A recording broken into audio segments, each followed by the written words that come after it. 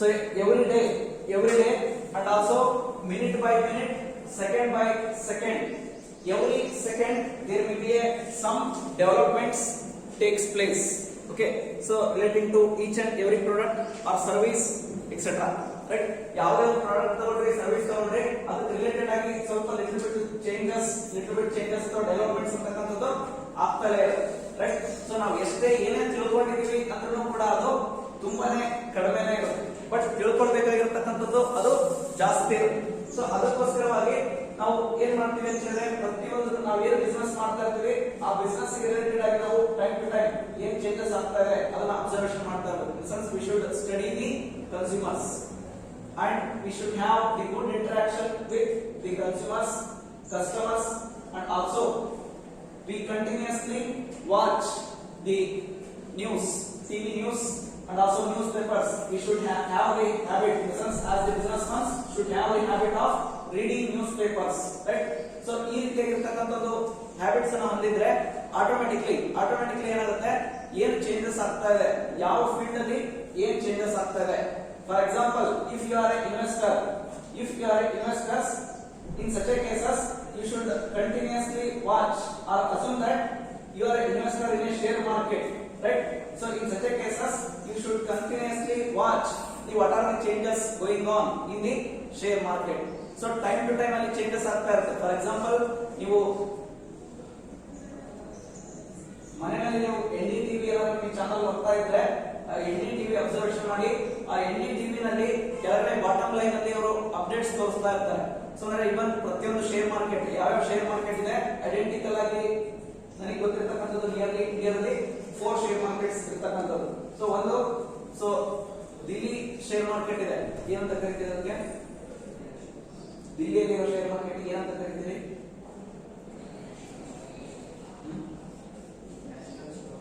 Yes, definitely. National Stock Exchange. Okay, ದಿಲ್ಲಿಯಲ್ಲಿ ಇರುವಂತ share market national stock exchange ಅಂತ ಹೇಳಿ ಕರಿತೀವಿ. ಅದಕ್ಕೆ ಆಲ್ಟರ್ನೇಟಿವ್ ನೇಮ್ ಇದೆ, ಗೊತ್ತಿದೆನಾ? ನ್ಯಾಷನಲ್ ಸ್ಟಾಕ್ ಎಕ್ಸ್ಚೇಂಜ್ ಗೆ ಶಾರ್ಟ್ ಆಗಿ ನಾವು ಕರೀತಾರೆ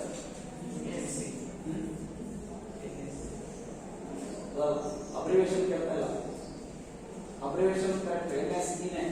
ಓಕೆ, ಬಟ್ ನಾನು ಕೇಳ್ತಾ ಇರೋದು ನಿಮಗೆ ಅದಕ್ಕೆ ಆಲ್ಟರ್ನೇಟಿವ್ ನೇಮ್ ಇದೆ. That's what we were to that NSE, that's what nothing but National Stock Exchange. Adu I abbreviation I, but I am asking alternative name.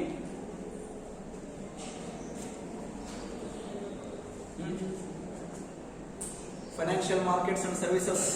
ಓದಿರಿ, ಓದಿದ್ದು ಆಯ್ತು, ಮಾಡ್ತಿದ್ದು ಆಯ್ತು. ಹೌದಾ? ನಿಫ್ಟಿ ನೋಟ್ ಮಾಡ್ಕೊಳ್ರಿ, ಸುಮ್ಮನೆ ಕೇಳಿಸ್ಕೊಬಿಡ್ರಿ, ನೋಟ್ ಮಾಡ್ಕೊಳ್ರಿ. ಆಯ್ತಾ? ಕೇಳಿದ್ದು ಮರ್ತೋಗೋರ್ಗು ಇರುತ್ತೆ, ಬರ್ಕೊಂಡಿದ್ದು ಎಲ್ಲಿವರೆಗೂ ಇರುವಂತೆ ಅಲ್ಲಿವರೆಗೂ ಇರುತ್ತೆ. ಆಯ್ತಾ? ನಿಫ್ಟಿ, ನ್ಯಾಷನಲ್ ಸ್ಟಾಕ್ ಎಕ್ಸ್ಚೇಂಜ್ ಗೆ ನಿಫ್ಟಿ ಅಂತ ಹೇಳಿ ಕರೀತಾರೆ, ಶಾರ್ಟ್ ಆಗಿ ನಿಫ್ಟಿ ಅಂತ ಹೇಳಿ ಕರೀತಾರೆ. ನೀವು ಬೇಕಾದ್ರೆ ಅಬ್ಸರ್ವ್ ಮಾಡ್ರಿ, NDTV ನಲ್ಲಿ ನೀವು ಏನ್ ತೋರಿಸ್ತಾ ಇರ್ತಾರೋ ಅಪ್ಡೇಟ್ಸ್ ಅದನ್ನ ನೀವು ಅಬ್ಸರ್ವ್ ಮಾಡ್ರಿ. NSE ಅಂತ ತೋರಿಸಲ್ಲ, ನಿಫ್ಟಿ ಅಂತ ತೋರಿಸ್ತಾ ಇರ್ತಾರೆ. ಆಯ್ತಾ? Nifty is nothing but national stock exchange, that what Delhi stock exchange. ಅದನ್ನ ನಾವು ನಿಫ್ಟಿ ಅಂತ ಹೇಳಿ ಕರಿತೀವಿ, ಶಾರ್ಟ್ ಆಗಿ. ಓಕೆ, ದೆನ್ ಮತ್ತೆ ಎಸ್, ಅದಕ್ಕೆ ಏನಂತ ಕರಿತೀವಿ? ಎಸ್, ಬಾಂಬೆ ನಲ್ಲಿ ಕೂಡ ಒಂದು ಸ್ಟಾಕ್ ಎಕ್ಸ್ಚೇಂಜ್ ಇದೆ, ಅದಕ್ಕೆ BSE, ಬಾಂಬೆ ಸ್ಟಾಕ್ ಎಕ್ಸ್ಚೇಂಜ್ ಅಂತ ಹೇಳಿ ಕರಿತೀವಿ. ಅದಕ್ಕೆ ಶಾರ್ಟ್ ಆಗಿ ಸೆನ್ಸೆಕ್ಸ್ ಅಂತ ಹೇಳ್ತಾರೆ. Okay, Sensex, BSE Bombay stock exchange, ಅದಕ್ಕೆ ಸೆನ್ಸೆಕ್ಸ್ ಅಂತ ಹೇಳಿ ಹೇಳ್ತಾರೆ. ದೆನ್ ಮತ್ತೆ ಕರ್ನಾಟಕದಲ್ಲಿ ಏನಾದ್ರು ಇಲ್ಲ ಇದೆ, ಗೊತ್ತಿದೆ ಯಾರಾದ್ರೂ? Bengaluru stock exchange, Bengaluru stock exchange, but BGSE ಅಂತ ಹೇಳ್ತಾರೆ, G ಸ್ಮಾಲ್ ಆಗಿರಬೇಕು. ಯಾಕಂದ್ರೆ BSE ಅಂದ್ರೆ ಬಾಂಬೆ ಸ್ಟಾಕ್ ಎಕ್ಸ್ಚೇಂಜ್ ಅಂತ ಹೇಳಿ ಕೊಟ್ಟಿದ್ದಾರೆ ಆಲ್ರೆಡಿ. ಅದೇ ಉದ್ದೇಶಕ್ಕೆ ಬೆಂಗಳೂರು ಸ್ಟಾಕ್ ಎಕ್ಸ್ಚೇಂಜ್ ಗೆ B small G, BGSE, Bengaluru stock exchange. Okay, then in similar way ಕಲ್ಕತ್ತಾದಲ್ಲಿ ಒಂದು ಸ್ಟಾಕ್ ಎಕ್ಸ್ಚೇಂಜ್ ಇದೆ, ಬಟ್ ಅದಕ್ಕೆ ಏನ್ ನೇಮ್ ಇದೆ, ಎಕ್ಸಾಕ್ಟ್ ನೇಮ್ ಇದೆ ನನಗೆ ಗೊತ್ತಿಲ್ಲ. ಬಟ್ ಐಡೆಂಟಿಕಲ್ ಆಗಿ ಈ 4 ಎಕ್ಸ್ಚೇಂಜಸ್ ಇಂಡಿಯಾದಲ್ಲಿ ಇರತಕ್ಕಂಥದ್ದು ನನಗೆ ಗೊತ್ತಿರೋ ಪ್ರಕಾರ.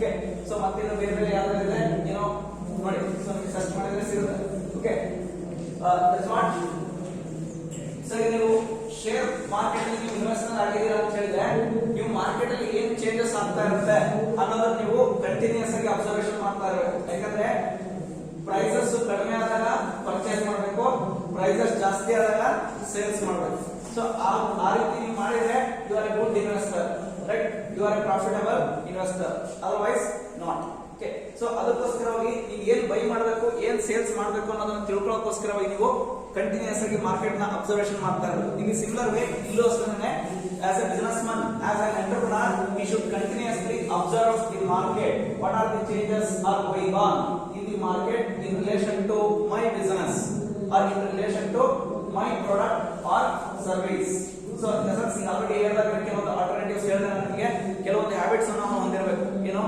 ಕಂಟಿನ್ಯೂಸ್ ಆಗಿ ನಾವು ಟಿವಿ ನ್ಯೂಸ್ ಅನ್ನು ನೋಡುವಂತ ಹ್ಯಾಬಿಟ್ ಇರಬೇಕು ನ್ಯೂಸ್ ಪೇಪರ್ಸ್ ಅನ್ನ ರೀಡ್ ಮಾಡುವಂತ ಹ್ಯಾಬಿಟ್ ಇರಬೇಕು ಸಾಧ್ಯವಾದ್ರೆ ಏನಾದ್ರು ಕೂಡ ನಮಗೆ ರೇಡಿಯೋ ಕೇಳುವಂತ ಹ್ಯಾಬಿಟ್ ಇದೆ ರೇಡಿಯೋ ಕೇಳುವಂತ ಹ್ಯಾಬಿಟ್ ಇರಬೇಕು ಲೈಕ್ ದಟ್ ಸೊ ಈ ರೀತಿಯಲ್ಲಿ ಇವುಗಳ ಮೂಲಕ ನಾವೇನಾಗಬಹುದು ನಮ್ಮ ಬಿಸಿನೆಸ್ ಗೆ ರಿಲೇಟೆಡ್ ಆಗಿ ನಾವು ಅಪ್ಡೇಟ್ ಆಗ್ಲಿಕ್ಕೆ ಪಾಸಿಬಿಲಿಟಿ ಇರುತ್ತೆ okay so in the sense ನಮಗೆ ನಾವು ಕಂಟಿನ್ಯೂಸ್ ಆಗಿ ಅಬ್ಸರ್ವ್ ಮಾಡ್ತಾ ಇದ್ದೀವಿ ಅಂದ್ರೆ ಅದಕ್ಕೆ ರಿಲೇಟೆಡ್ ಆಗಿ ನಮ್ಮ ಬಿಸಿನೆಸ್ ಅಲ್ಲಿ ನಾವು ಏನೇನು ಚೇಂಜಸ್ ಮಾಡ್ಕೋಬೇಕು ಅನ್ನೋದನ್ನ ನಾವು ಟೈಮ್ ಟು ಟೈಮ್ ಮಾಡ್ತಾ ಹೋಗ್ತೇವೆ ಆಟೋಮೆಟಿಕ್ಲಿ ಅವಾಗ ಏನ್ ಮಾಡ್ತಾರೆ it is possible to retain our customers with our sales so ನಮ್ಮ ಕಸ್ಟಮರ್ಸ್ ನ ನಮ್ಮ ಬಿಸಿನೆಸ್ ಅಲ್ಲೇ ಉಳಿಸ್ಕೊಳ್ಳೋದಕ್ಕೆ ಇದು ಹೆಲ್ಪ್ ಆಗುತ್ತೆ ಗೊತ್ತಾಯ್ತಾ ಯಾಕಂದ್ರೆ ಇವತ್ತು ಕನ್ಸ್ಯೂಮರ್ಸ್ ನ ಮೈಂಡ್ ಸೆಟ್ ಯಾವ ರೀತಿ ಇದೆ ಅಂತಂದ್ರೆ consumers are very choosy they need changes minute by minute they need changes in every aspects even in the food items also and also in the wearing system also and also in the that's what the fashionable items that's what ಏನು ನೀವು makeup ಎಲ್ಲ ಮಾಡ್ಕೊಳ್ತೀರಿ ಅದ್ರಲ್ಲಿನ ಆಗಿರ್ಬೋದು so ಇವನ್ ಪ್ರತಿಯೊಂದು ನೀವು ಯಾವ variety ನಾದ್ರು ತಗೊಳ್ಳಿ even vegetables fruits etcetera etcetera etcetera so ಯಾವುದನ್ನೇ ತಗೊಂಡ್ರು ಕೂಡ ಇಲ್ಲಿ ಪ್ರತಿಯೊಂದನ್ನು ಕೂಡ ಇಲ್ಲಿ ಹೇಳ್ತಾರೆ ಸೊ ಈಗ ನಾ ಏನ್ ಹೇಳ್ತಾ ಇದ್ದೀನಿ ಇದಕ್ಕೆ ರಿಲೇಟೆಡ್ ಆಗಿ ಒಂದು ವಾಟ್ಸ್ಆಪ್ ಅಲ್ಲಿ ಕಾಮಿಡಿ ಬಂದಿರತಕ್ಕಂಥದ್ದು ನೀವೆಲ್ಲರೂ ಕೂಡ ಅದನ್ನು ನೋಡಿದ್ರಿ ಗೊತ್ತಿದೆ ಅಂತ ಅನ್ಕೊಳ್ತೀನಿ ಬಟ್ ಈಗ ಸಿಚುವೇಶನ್ ಬಂದಿರೋದಕ್ಕೆ ನಾನು ನಿಮ್ಗೆ ಅದನ್ನು ಪ್ರಸ್ತಾಪ ಮಾಡ್ತಾ ಇದ್ದೀನಿ ದಟ್ಸ್ ವಾಟ್ ಏನ್ ಕೊರೋನಾ ಇದೆ ಬಿಗಿನಿಂಗ್ ಈಗ ಕೊರೋನಾ ಅಂತ ಹೇಳಿ ಬಂತು ಬಟ್ ಈಗ ಪ್ರೆಸೆಂಟ್ಲಿ ಬ್ರಿಟನ್ ಕೊರೋನಾ ಅಂತ ಹೇಳಿ ಬಂದಿದೆ ಅಲ್ವಾ ಸೊ ಅದಕ್ಕೆ ರಿಲೇಟೆಡ್ ಆಗಿ ಒಂದು ಕಾಮಿಡಿ ಮೆಸೇಜ್ ಬಂದಿರುವಂತದ್ದು ಯೂಶಲಿ ಏನ್ ಮಾಡ್ತಾರೆ ಲೇಡೀಸ್ ಗೆ ಅದು ಫೋಕಸ್ ಮಾಡಿ ಆ ಮೆಸೇಜ್ ಮಾಡಿದ್ದಾರೆ ಎಸ್ಪೆಷಲಿ ಲೇಡೀಸ್ ಏನ್ ಮಾಡ್ತಾರೆ ಯಾವ್ದೇ ಡ್ರೆಸ್ ಪರ್ಚೇಸ್ ಮಾಡ್ಬೇಕಾದ್ರೆ ಸ್ಯಾರೀಸ್ ಪರ್ಚೇಸ್ ಮಾಡ್ಬೇಕಾದ್ರೆ ಏನ್ ಬೇಕಾದ್ರೂ ಪರ್ಚೇಸ್ ಮಾಡ್ಬೇಕಾದ್ರೆ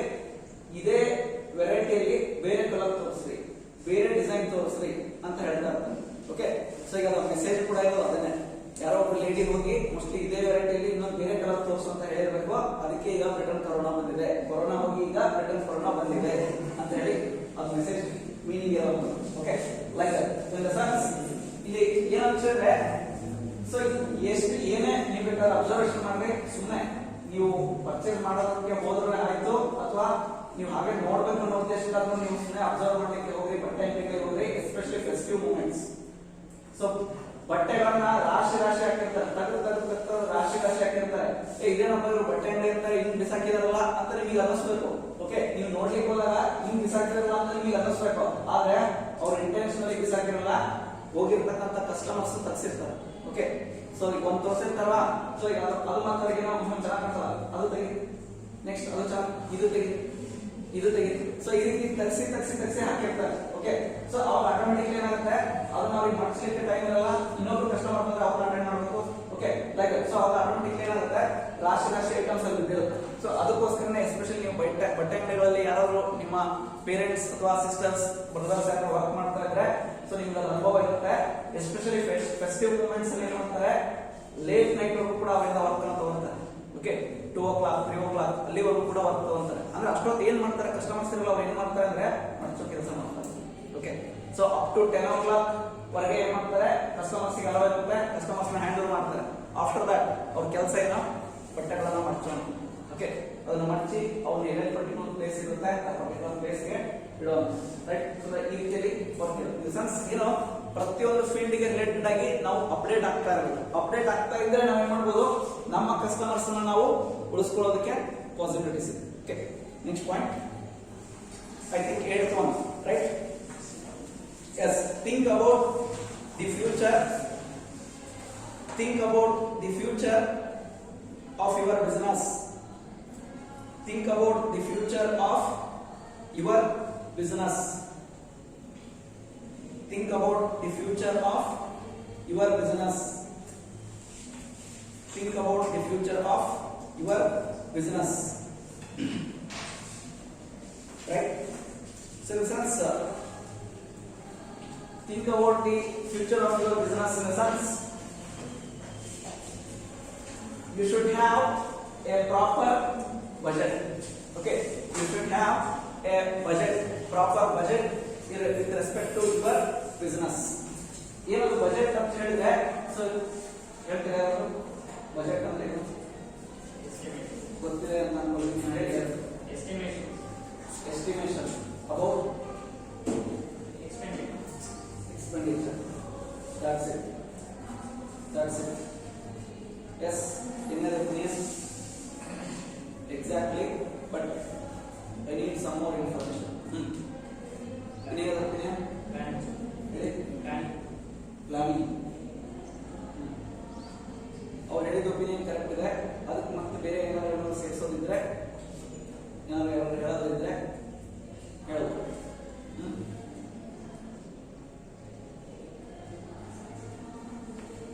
Estimation about the future income and expenditure, right?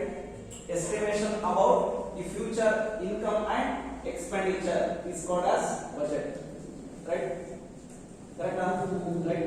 ಯಾಕಂದ್ರೆ ಎಕ್ಸ್ಪೆಂಡಿಚರ್ ಬಗ್ಗೆ ಅಷ್ಟೇ ನಾವು ಎಸ್ಟಿಮೇಷನ್ ಮಾಡಲ್ಲ ಅಲ್ವಾ? ಯಾಕಂದ್ರೆ ಬಿಸ್ನೆಸ್ ಗೆ ಇನ್ಕಮ್ ಕೂಡ ಇಂಪಾರ್ಟೆಂಟ್ ಅಲ್ವಾ? ಇನ್ಕಮ್ ಇದ್ರೆ ಎಕ್ಸ್ಪೆಂಡಿಚರ್ ಮಾಡ್ತೀರಾ ಅಲ್ವಾ? ಇನ್ಕಮ್ ಇಲ್ಲ ಅಂದ್ರೆ ಎಕ್ಸ್ಪೆಂಡಿಚರ್ ಮಾಡ್ತೀರಾ? ಹೌದಲ್ವಾ? Right? So that is what budget is the estimation. Budget is the estimation about future income and expenditure of a business. ಇಲ್ಲಿ ನಾವು ಬಿಸ್ನೆಸ್ ಬಗ್ಗೆ ಮಾತಾಡ್ತಾ ಇದೀವಿ, ಸೊ ಅದಕ್ಕೋಸ್ಕರ ಬಿಸ್ನೆಸ್ ಅಂತ ನಾವು ಹೇಳಬೇಕು. ಓಕೆ, ಸೊ ಅದೇ ರೀತಿಯಲ್ಲಿ ಇವನ್ ಸ್ಟೇಟ್ ಲೆವೆಲ್ ಅಲ್ಲೂ ಕೂಡ ಬಜೆಟ್ ಮಾಡ್ತಾರೆ, ಸೆಂಟ್ರಲ್ ಲೆವೆಲ್ ಅಲ್ಲೂ ಕೂಡ ಬಜೆಟ್ ಮಾಡ್ತಾರೆ. ಸೊ ಅವರು ಯಾವುದಕ್ಕೆ ರಿಲೇಟೆಡ್ ಆಗಿ ಅವರು ಇನ್ಕಮ್ ಅಂಡ್ ಎಕ್ಸ್ಪೆಂಡಿಚರ್ ಬಗ್ಗೆ ಅವರು ಬಜೆಟ್ ಮಾಡ್ತಾರೆ ಅಂತಂದ್ರೆ, ಸ್ಟೇಟ್ ಲೆವೆಲ್ ಅಲ್ಲಿ ಮಾಡೋರು about state economy, right? Central level ಅಲ್ಲಿ ಬಜೆಟ್ ಏನಾಗುತ್ತೆ, ಅವರು ಎಕಾನಮಿ ಆಫ್ ದಿ ಕಂಟ್ರಿ ಅದಕ್ಕೆ ರಿಲೇಟೆಡ್ ಆಗಿ ಬಜೆಟ್ ಅನ್ನ ಮಾಡ್ತಾರೆ. ಅದಕ್ಕೆ ರಿಲೇಟೆಡ್ ಆಗಿ ಅವರು ಇನ್ಕಮ್ ಮತ್ತೆ ಎಕ್ಸ್ಪೆಂಡಿಚರ್ ಬಗ್ಗೆ ಅವರು ಎಸ್ಟಿಮೇಷನ್ಸ್ ನ ಮಾಡ್ತಾರೆ. ಓಕೆ, ಅದು ಕೂಡ ಏನು ಎಸ್ಟಿಮೇಷನ್ ಮಾಡುವಂತದ್ದು ಯಾವ ರೀತಿಯಲ್ಲಿ ಮಾಡ್ತಾರೆ ಅಂತ ಹೇಳಿದ್ರೆ, based on the past records. Okay, past records ಅನ್ನ ಬೇಸ್ ಆಗಿ ಇಟ್ಕೊಂಡೇ ಫ್ಯೂಚರ್ ಗೆ ಏನಾಗಬಹುದು ಅಂತೇಳಿ ಎಸ್ಟಿಮೇಷನ್ ಮಾಡ್ತಾರೆ. ಸೊ ಎಸ್ಟಿಮೇಷನ್ ಮಾಡುವಂತದ್ದು ಸುಮ್ಮನೆ ಬ್ಲೈಂಡ್ ಆಗಿ ಎಸ್ಟಿಮೇಷನ್ ಮಾಡಲ್ಲ, ರೈಟ್? ಸೊ ಅದಕ್ಕೂ ಕೂಡ ಅವರು ರೆಕಾರ್ಡ್ಸ್ ಮತ್ತೆ ಎವಿಡೆನ್ಸಸ್ ಅನ್ನ ಇಟ್ಕೊಂಡಿರ್ತಾರೆ. ಆ ರೆಕಾರ್ಡ್ಸ್ ಮತ್ತೆ ಎವಿಡೆನ್ಸಸ್ ಅನ್ನ ಇಟ್ಕೊಂಡೇನೆ ಅವರು ಎಸ್ಟಿಮೇಷನ್ಸ್ ನ ಮಾಡುವಂತದ್ದು. ಓಕೆ, ಅದಕ್ಕೊಂದು ಸ್ಮಾಲ್ ಎಕ್ಸಾಂಪಲ್ ಹೇಳ್ತೀನಿ ನಿಮಗೆ. ಸೆಕೆಂಡ್ ಇಯರ್ ಅಲ್ಲಿ ಫೀಸ್ ಕಟ್ಟಿದ್ರಿ. ಓಕೆ, ಸೊ ಜಸ್ಟ್ ಎಕ್ಸಾಂಪಲ್ 10,000 ಕಟ್ಟಿದ್ರಿ ಅಂತ ಇಟ್ಕೊಳ್ಳಿ. ಓಕೆ, ಈಗ ನೀವು ಫೈನಲ್ ಇಯರ್ ಅಲ್ಲಿ ಇದ್ದೀರಿ, ರೈಟ್? ಸೊ ಈಗ 12,000 ರೂಪೀಸ್ ಕಟ್ಟಿದ್ರಿ ಅಂತ ಇಟ್ಕೊಳ್ಳಿ. ಸೊ ಈ ಎರಡನ್ನ ಬೇಸ್ ಇಟ್ಕೊಂಡು ನೆಕ್ಸ್ಟ್ ನೀವೇನ್ ಮಾಡಬಹುದು, ಪಿಜಿ ಅಲ್ಲಿ ಎಷ್ಟು ಇರಬಹುದು ಅಂತ ಹೇಳಿ ನೀವು ಎಸ್ಟಿಮೇಷನ್ ಮಾಡೋದು. ಓಕೆ, ಸೊ ಈಗ ಎರಡನ್ನೂ ಸೇರಿಸಿದ್ರೆ ಎಷ್ಟಾಗುತ್ತೆ ಅಷ್ಟು ಇರಬಹುದಾ, ಅಥವಾ ನಾವು ಚೆನ್ನಾಗಿ ಸ್ಕೋರ್ ಮಾಡಿ 5% ನ ಸ್ಕೋರ್ ಮಾಡಿದ್ರೆ ಈಗ ಎರಡನ್ನೂ ಸೇರಿಸಿದ್ರೆ ಎಷ್ಟಾಗುತ್ತೆ ಅಷ್ಟು ನಮಗೆ ಫೀಸ್ ಕಟ್ಟಬಹುದಾ, ಅಥವಾ ಇದಕ್ಕಿಂತ ಕೂಡ ಕಡಿಮೆ ಫೀಸ್ ಆಗುತ್ತಾ, ಅಥವಾ ಇವೆರಡನ್ನೂ ಟೋಟಲ್ ಮಾಡಿ ಅವರೇಜ್ ಮಾಡಿದ್ರೆ ಎಷ್ಟು ಬರುತ್ತೆ ಅಮೌಂಟ್ ಅಷ್ಟು ಅಮೌಂಟ್ ನಾವು ಫೀಸ್ ಕಟ್ಟಬೇಕಾಗುತ್ತಾ ಅಂತ ಹೇಳಿ ಜಸ್ಟ್ ಪಾಸಿಬಿಲಿಟೀಸ್ ಹೇಳ್ತಾ ಇದ್ದೀನಿ. ಆಯ್ತಾ?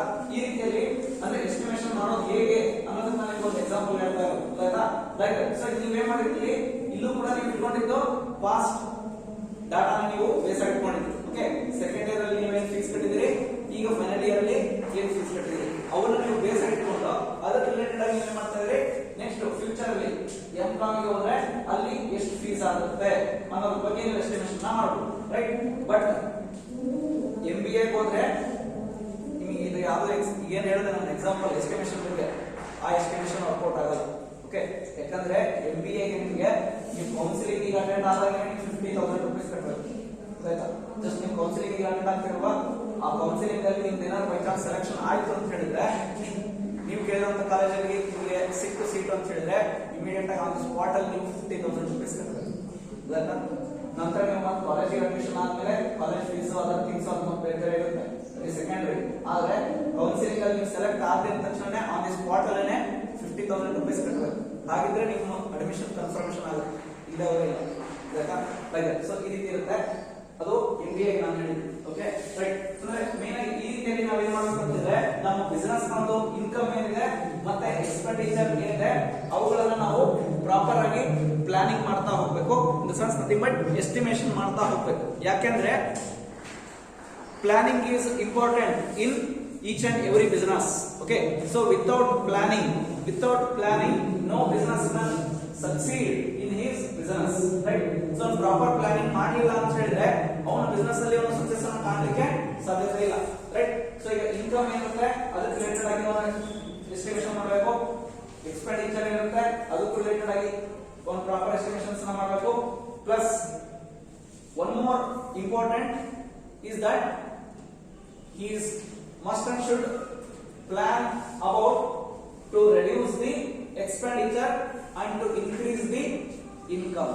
So ಅದಕ್ಕೆ ರಿಲೇಟೆಡ್ ಆಗಿ ಕೂಡ ಪ್ರಾಪರ್ ಆಗಿ ಪ್ಲಾನಿಂಗ್ ಅನ್ನು ಮಾಡಬೇಕು, ಪ್ರಾಪರ್ ಆಗಿ ಎಸ್ಟಿಮೇಷನ್ ಅನ್ನು ಮಾಡಬೇಕು, ರೈಟ್? ಸೊ ಈಗ ಪ್ರೀವಿಯಸ್ ಅಲ್ಲಿ ಏನು ಎಕ್ಸ್ಪೆಂಡಿಚರ್ ಆಗಿದೆ ಪ್ಲಸ್ ಅದಕ್ಕೆ ರಿಲೇಟೆಡ್ ಆಗಿ ಪ್ರಪೋರ್ಷನೇಟ್ ಆಗಿ ಇನ್ಕಮ್ ಎಷ್ಟಾಗಿದೆ, ಪ್ಲಸ್ ಈಗ ನೆಕ್ಸ್ಟ್ ಫ್ಯೂಚರ್ ಅಲ್ಲಿ ಏನೇನು ಎಕ್ಸ್ಪೆಂಡಿಚರ್ ಆಗಬಹುದು, ಪ್ಲಸ್ ಆ ಎಕ್ಸ್ಪೆಂಡಿಚರ್ ನ ಹೇಗೆ ರಿಡ್ಯೂಸ್ ಮಾಡ್ಲಿಕ್ಕೆ ಪಾಸಿಬಿಲಿಟೀಸ್ ಇದೆ, ನಂತರ ಅದಕ್ಕೆ ಪ್ರಪೋರ್ಷನೇಟ್ ಆಗಿ ಇನ್ಕಮ್ ಅನ್ನ ಯಾವ ರೀತಿಯಲ್ಲಿ ಇನ್ಕ್ರೀಸ್ ಮಾಡಬಹುದು, ರೈಟ್? ಸೊ ಅದನ್ನು ಕೂಡ ನಾವು ಥಿಂಕ್ ಮಾಡಬೇಕು. ಸೊ ಅದಕ್ಕೆ ರಿಲೇಟೆಡ್ ಆಗಿ ಕೂಡ ಪ್ರಾಪರ್ ಆಗಿ ಪ್ಲಾನಿಂಗ್ ಮಾಡಬೇಕು. ಸೊ ಹಾಗಿದ್ರೆ ಮಾತ್ರ ನಮ್ಮ ಬಿಸ್ನೆಸ್ ಅಲ್ಲಿ ನಾವು ಸಕ್ಸಸ್ ಅನ್ನ ಕಾಣ್ತೇವೆ, right? So that what think about the future of your business are thinking about the future of your business, right? So these are the creative ideas to do business as beginners, right? Clear? Understood? Any doubts? Any doubts? क्या क्या दे देना?